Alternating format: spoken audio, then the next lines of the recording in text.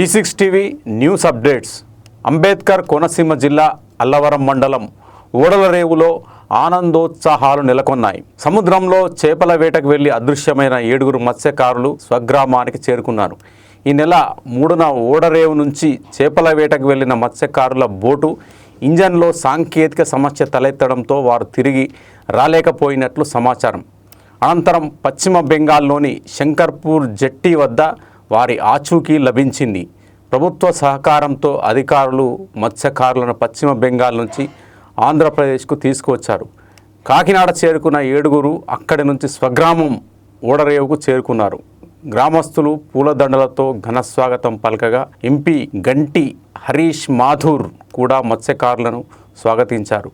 రోజుల తరబడి తమ వారి కోసం ఎదురు చూసిన కుటుంబ సభ్యులు వారిని చూసి భావోద్వేగానికి గురయ్యారు. అయితే మళ్ళీ ఏర్పాటుకి వెళ్దాం, ఇంకా పొద్దున్నే వెళ్దాంలే అని చెప్పేసి అనుకున్నాం. వేరేపోతే చూసేటప్పటికి అక్కడ కూడా పొద్దున్న సాయంకాలం కూడా ఫిషింగ్ ఏమింది. లేకపోతే ఇంకా అక్కడ యాంకర్ తీసేసి బయలుదేరదాం కలిసి ఇల్లు స్టార్ట్ అవ్వకపోతే మళ్ళీ గేర్ బాక్స్ పట్టేసింది. చాలా సేపు ట్రై చేసి ఇంకా అవ్వలేదు. అవ్వకపోతే ఇంకా అలాగా 280 మైళ్ళు లోపల.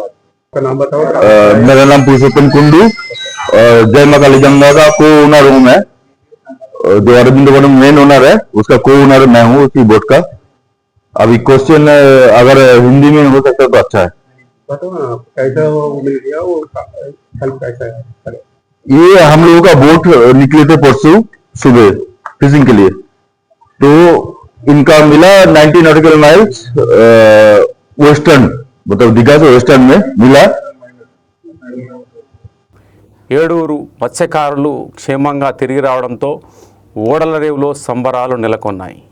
ఇవి news updates. Keep watching E6 TV.